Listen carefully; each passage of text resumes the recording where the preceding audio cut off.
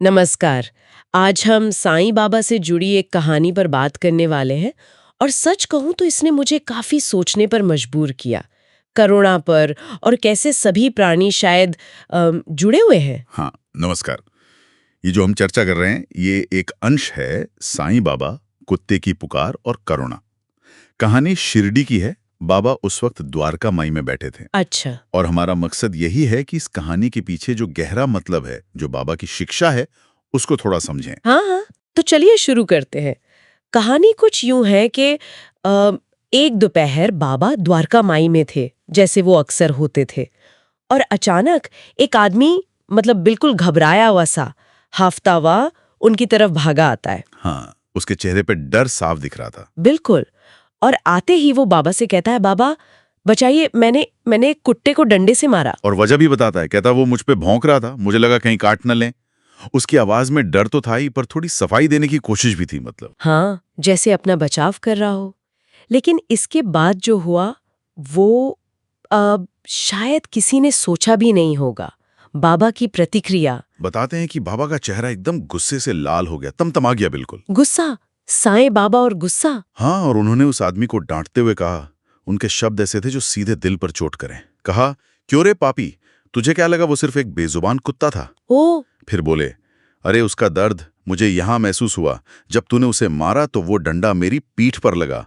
अब जरा सोचिए, वहां जो लोग मौजूद थे उन पर क्या गुजरी होगी ये सुनकर। ये तो मतलब यकीन करना मुश्किल है, कोई कैसे मान ले। लेकिन बात यहीं खत्म नहीं हुई। ये सबसे ज्यादा चौंकाने वाला हिस्सा है।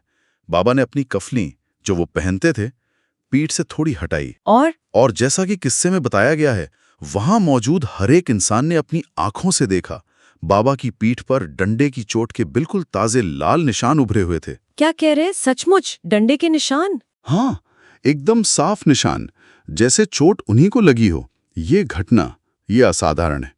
ये बाबा की उस गहरी क्या कहते हैं, एकात्मता को दिखाती है। एकात्मता मतलब ये महसूस करना कि वो और ये सारी सृष्टि, इसके सारे जीव जंतु अलग नहीं हैं, सब एक हैं। किसी और की पीड़ा, किसी जानवर की चोट उनके अपने शरीर पर ऐसे दिख जाना, ये सिर्फ हमदर्दी से कहीं ज्यादा है। ये तो शारीरिक स्तर पर महसूस करना हुआ। मतलब जैसे किसी और का दर्द खुद का बन गया हो। ये सिर्फ कोई भावना नहीं, बल्कि एक असलियत थी उनके लिए। बिल्कुल, ये कोई फलसफा या सिद्धांत नहीं था उनके लिए, ये जीती जागती सच्चाई थी। ये दिखाता है कि उनकी चेतना कितनी फैली हुई थी, जो इंसान और जानवर का भेद भूलकर सबकी तकलीफ महसूस कर सकती थी। और वो आदमी जिसने कुत्ते को मारा था, उसका क्या हुआ ये सब देखकर? वो आदमी तो बस समझ लीजिए जैसे धरती में गड़ गया, कांपने लगा बुरी तरह और बाबा के पैरों में गिर पड़ा। माफी मांगी होगी उसने। हाँ, गिड़गिड़ाने लगा, माफी मांगने लगा, कहने लगा कि उसे समझ नहीं आया, अनजाने में गलती हो गई। और तब बाबा ने जो कहा वो सिर्फ उस आदमी के लिए नहीं था, वो वहां मौजूद हर किसी के लिए और शायद हम सबके लिए एक सबक था। क्या कहा बाबा ने? उन्होंने कहा, हर प्राणी में परमात्मा का वास है, चाहे वो इंसान हो या जानवर या कोई और छोटा जीव। हर प्राणी में? हाँ, और फिर कहा, किसी को कभी तकलीफ मत पहुंचाओ, क्योंकि उनकी पीड़ा सीधे परमात्मा तक पहुंचती है, मुझ तक पहुंचती है। कितनी सीधी सरल सी बात है, लेकिन कितनी गहरी। तो अगर हम इस कहानी से कुछ मुख्य बातें निकालें तो वो क्या होंगी? क्या है सिर्फ यही कि जानवरों पर दया करो? नहीं, उससे कहीं ज्यादा। पहली बात तो ये कि सच्ची भक्ति या आध्यात्मिकता जो है वो सिर्फ पूजा पाठ या रस्मों रिवाजों में नहीं है, वो हर जीव के प्रति करुणा और दया दिखाने में है। अच्छा। दूसरी बात ये हमें याद दिलाती है कि जिसे हम अक्सर छोटा या बेकार समझ लेते हैं, जैसे कोई गली का कुत्ता ही सही, उसमें भी वही ईश्वर का अंश है जो हम सब में है। बाबा के लिए कोई छोटा बड़ा नहीं था। और तीसरा, शायद अहिंसा का सिद्धांत, किसी को चोट न पहुंचाना। निश्चित रूप से अहिंसा और करुणा, यही सबसे बड़ा धर्म है।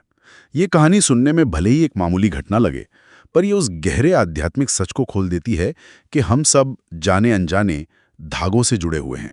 एक की तकलीफ सिर्फ उसी की नहीं रहती। सही कहा। ये सोचने पर मजबूर करता है कि हम अपनी रोजमर्रा की जिंदगी में उन कितने ही जीवों के साथ कैसा बर्ताव करते हैं जिन पर हमारा ध्यान भी नहीं जाता। चींटी हो, कोई पक्षी हो। बिल्कुल, हमारी भागदौड़ में हम अक्सर इन्हें नजरअंदाज कर देते हैं। और यहीं से वो आखिरी सवाल मन में आता है जिस पर शायद हम सबको सोचना चाहिए। क्या सवाल? कि क्या किसी भी जीव की पीड़ा, चाहे वो हमें कितनी ही मामूली क्यों न लगे, क्या वो सच में सिर्फ उसी जीव तक ही रहती है? या फिर जैसा बाबा ने महसूस किया, वो किसी गहरे अनदेखे स्तर पर हम सब से, इस पूरी कायनात से जुड़ी हुई है? हमारे कर्मों का, हमारी सोच का असर कहाँ तक जाता है? ये सवाल तो वाकई बहुत गहरा है और ये हमें अपने रोज के व्यवहार पर, अपने कर्मों पर दोबारा सोचने के लिए छोड़ जाता है।